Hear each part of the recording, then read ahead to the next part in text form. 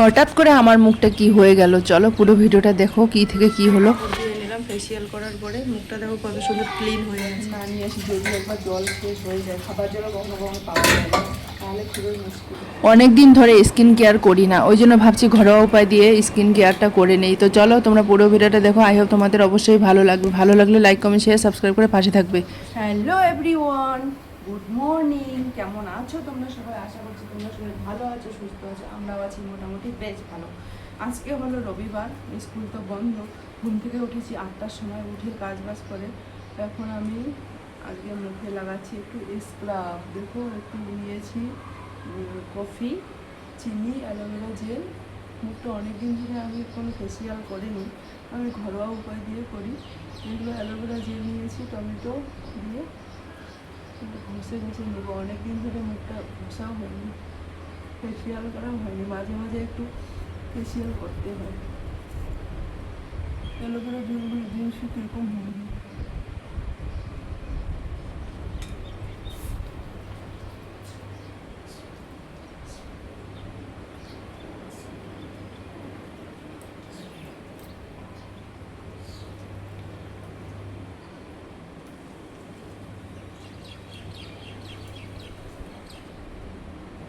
মুখের যে নোংরা ধুলোবালি পড়ে না, এগুলো একটু মাঝে মাঝে করলে ভালো হয়। স্কিন কেয়ার করছি, হাতগুলোতে দিব একটু।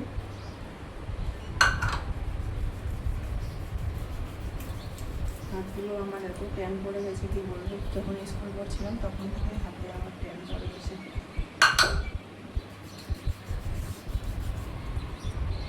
সানস্ক্রিন লাগাতে হবে। একটা কফি নিয়েছি, কফির প্যাকেট নিয়েছি, যেগুলো কফির প্যাকেট 2 টাকা দাম।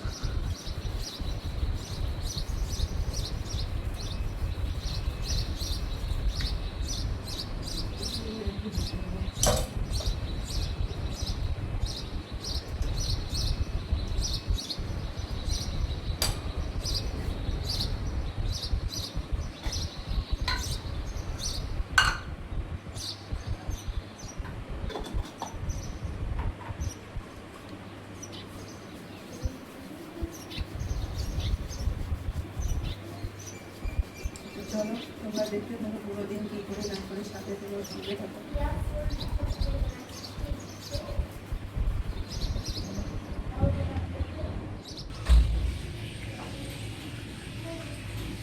দেখো ফেসিয়াল করার পর মুখের লুকটা দেখো, এরকম লুকটা। কাপড় ধুয়ে নিলাম ফেসিয়াল করার পরে, মুখটা দেখো কত সুন্দর ক্লিন হয়ে গেছে। তো তোমরাও বাড়িতে এরকম ঘরোয়া উপায় দিয়ে ক্লিন করে নিবে। কাপড় ধুয়ে নিলাম কিচেনের বেসিংয়ে। তো চলো কাপড়গুলো এখন শুকোতে দেওয়া যাক। আর ওই যে আমাদের ফ্ল্যাটের ব্যাপারটা, মানে দুদিনে একদিনে জল থাকে না। আজকে বলে মোটর খারাপ হয়ে যায়, কালকে বলে মোটর পুড়ে যায়, এরকম করে এত কষ্ট করে এখানে থাকতে হয় কি বলবো। 3টা বছর তো কাটিয়ে দিলাম এরকম করে, আর দেখি কটা বছর এখানে কাটাতে পারি, আর কতদিন থাকতে পারি। মনে হয় আর বেশি দিন থাকতে পারবো না, আমার বড় চলে গেছে, আমাকেও এখান থেকে চলে যেতে হবে। তো ওই যে ফ্ল্যাটে অনেক কিছু সমস্যা, জল থাকে না কি থাকে না, তবুও এরকম করে কাপড় চোপড় ধুয়ে শুকোতে দিতে হয় রেগুলার। এখানে কাপড় না ধুলে মনটাও ভালো লাগে না, অভ্যাস হয়ে গেছে না কাপড় ধুয়ে ধুয়ে।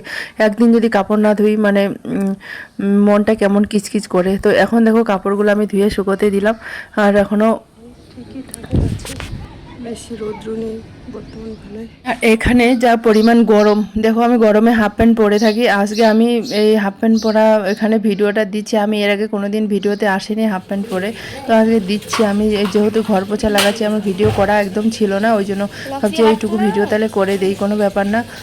তো এতটাই যে আমি খারাপ পরে আছি সেটাও কিছু না, মানে হাফ প্যান্ট তো সব জায়গায় চলে, তাই তো। এর আগে আমি হরিদ্বারে গেছিলাম, সেখানেও আমি যে ওখানে আমাদের গঙ্গা মাতার ওখানে যে আমরা স্নান করছিলাম, তখনও হাফ প্যান্ট পরে আমি করছিলাম। আমার বর বলছে, আমার বর কখনো মানা করে না।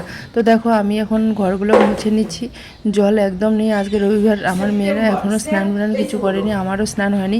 ঘরটা মুছে ভাবছি স্নান করে নিব তাড়াতাড়ি করে। আর জল একটু করে বেসিংয়ে আসছে কিচেনে, আর এমনিতে তো এই বাথরুমে এদিকে আসেই না, জল বন্ধ হয়ে গেছে। তারপরে আমি বিকালে আমাদের এখানে কোয়ার্টারের সামনে 2টো গাড়ি খাড়া করা আছে, মানে জলের গাড়ি, জলের ট্যাঙ্কার। আমি তখন বুঝতে পারছি, শুনতে পাচ্ছি যে আমাদের ফ্ল্যাটে জল আসবে না, কারণ মোটর পুড়ে গেছে। কি অবস্থা তাহলে ভাবো। আর আমার এমনিতেই পাটা একদম মানে এখনও ঠিক হয়নি। কমপ্লিট হয়ে গেল, এখন পুজো করা কমপ্লিট হয়ে গেছে, এখন বসিয়ে দিয়েছি ভাত। কালকে ভাত হয়নি, আমাকে ডাক্তার ভাত খেতে মানা করেছে, তো ভাবছি তাহলে আজকে তাহলে খাওয়াই যাবে। এখনও ঠিক হয়নি, ডাক্তার আবার দেখাতে হবে নাকি সেটা ভাবছি। এখনও রস আর কি ছাড়ছে, কী করবো মানে বুঝে উঠতে পারছি না। সবই ঠিক হবে, এখন বর্ষার দিন, ওই জন্য একটু টাইম লাগবে। ডাক্তার বলেছিল এখনকার দিন ভালো না, টাইম লাগবে এটা শুকোতে। ব্যথাটা করছে না, অসহ্য ব্যথা। ভাবছি আলু সেদ্ধ দেবো, আলু সেদ্ধ আর ভাত করবো ভাবছি। আর জাল নিয়ে নিচ্ছি, এখন যাবো আবার জল নিতে বাইরে। জল নিয়ে পরে জল নিতে দিতে পারে খাওয়া যায়। এরকম গোটা আলু কেটে নিয়েছি, ভাবছি সয়াবিন দিয়ে করবো না কী করবো, ভাতে দিয়ে দিই, পরে দেখা যাবে কী করি। এক ফোঁটা জল নেই, এখানেও জল নেই, সব এগুলো খাবার জল দিয়ে ধুয়ে নিচ্ছি। তো খাবার জলটা যদি এখন না নিয়ে আসি, যদি একবার জল শেষ হয়ে যায়, খাবার জলও কখনো কখনো পাওয়া যায় না, তাহলে খুবই মুশকিল।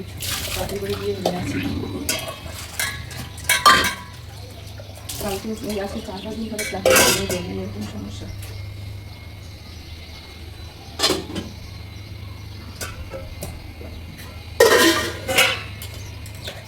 তরকারি পাখি ধোয়া দিয়ে একটুটা জল নিয়ে এখন ভাত বসিয়ে দিয়ে যাবো জল আনতে। চলো এখন জল আনতে জলের পর টেনে নেবো, টেনে নিয়ে যাবো এখন জল নিতে। পাটাকে বেঁধে নিই, টেনে রস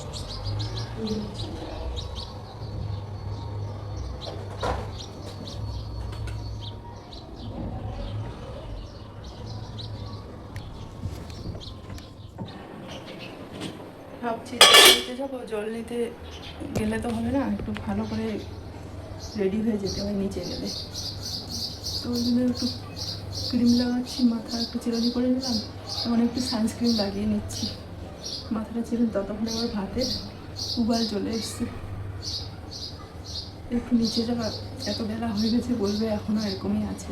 মানে এখানে একটু নিচে গেলে ফিটফাট হয়ে যেতে হয়, তা না হলে লোকে সব ধরনের এখানে ফিটফাট হয়ে বেড়ায় বেশি, তো ওই জন্য।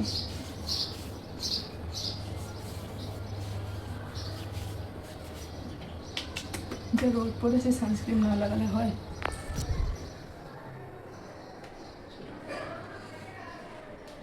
তো হয়ে যাবে জল নিতে যাওয়ার আগে। কাপড়গুলো শুকাতে দিয়েছি, শুকিয়ে যাবে যা রোদ পড়ছে।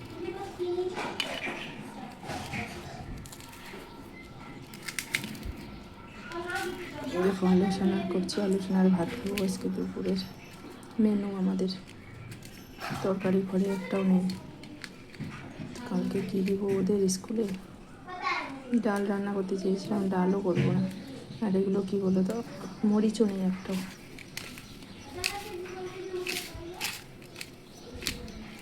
চলো আলুটা সেনে নিই, গরম গরম। ঘরে এক ফোঁটা সবজি নেই। শুক্রবার যেহেতু আমি আর ক্যান্টিনে যাইনি, শুক্রবার রাত্রেই আমার ওরকম হয়েছে, মানে বৃহস্পতিবার রাত 12টায় হয়েছে। তো তারপরের দিন শুক্রবার সকালবেলা এখানে সবজি দেয়, যেহেতু আমি সকালবেলা হসপিটালে গেছিলাম, ওই জন্য সবজি নিতে পারি না। আর বাইরেও গেছিলাম সেদিন ওষুধ নিতে, কিন্তু কোনো সবজি নেয়নি, ওই জন্য ঘরে এক ফোঁটা সবজি নেই।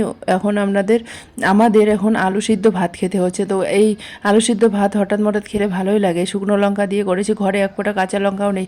আর আমি কেমন করে খাচ্ছি তোমরা দেখতে পাচ্ছ, একটু তোমাদের দেখানোর জন্য এরকম করে খাচ্ছি। আসলে আমি এরকম করে খাই না।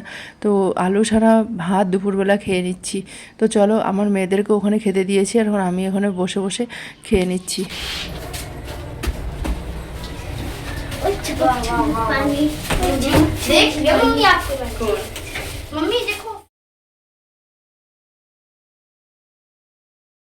তারপরে দুপুরবেলা খাওয়া দাওয়া করার পরে এই যে ম্যাডাম আছে না, লাল জামা পরাটা ম্যাডাম এখানকার আমাদের, তো ও এখানে মহিলার চার্জে আছে আর কি।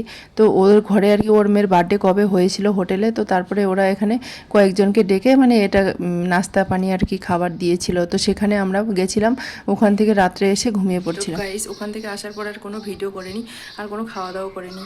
ওখানে গল্প করতে করতে রাত 10টা বাজিয়ে দিয়েছি। ঘরে এসে শুধু ওদেরকে, আমার মেয়েদেরকে দুধ দিয়েছি, দুধ দিয়ে আর ওদেরকে ঘুম পাড়িয়ে দিয়েছি। আর এই চুড়িগুলো ম্যাডামটা দিল, এই গ্রিন চুড়িগুলো। ওর কাছে অনেক চুড়ি, তো ও পড়ার টাইম পায় না, এমনিতেই ও ডিউটি করে সবসময়, পড়ার টাইম কখন পাবে বলো। তো তারপরে এসে ওদেরকে ঘুম পাড়িয়ে দিয়েছি। আর আমার পায়ে যে যন্ত্রণা করছিল, ঘুমাতে পারিনি 12টা-1টা অবধি। আমার বরেরও ডিউটি ছিল, তো আমি কোনো কথা বলিনি আমার বরের সঙ্গে। দেখো এখনও পাটা খুব যন্ত্রণা করছে। তো ভিডিওটা আর বেশি বড় করবো না, ভিডিওটা এখানেই এন্ড করে দিব। তো যদি ভালো লেগে থাকে অবশ্যই একটা সাবস্ক্রাইব করে দিবে, লাইক করে দিবে, কমেন্ট করে আমাকে জানাবে। এইভাবে ভালোবাসা দাও, পাশে থেকেও সাপোর্ট করো প্লিজ। তোমাদের ভালোবাসা, তোমাদের সাপোর্টের খুবই দরকার আমার। একটুখানি লাইক করে দাও প্লিজ, সবাই কমেন্ট করে জানাও। তো চলো ভিডিওটা আর বেশি বড় করছি না, বাই বাই। তোমরা ভালো থেকো, সুস্থ আর থাকো। দেখা হচ্ছে নেক্সট ভিডিওতে। কন্টিনিউ ভিডিও কিন্তু আসবে, তোমরা কিন্তু প্রত্যেকদিন দেখতে থাকবে। তোমরা কমেন্ট করে জানাবে যে কটার সময় ভিডিওটা দিলে বেশি ভালো লাগে, ভালো তোমাদের সুবিধা হবে। তো চলো আজকে বিকালে বাজারে যেতে হবে।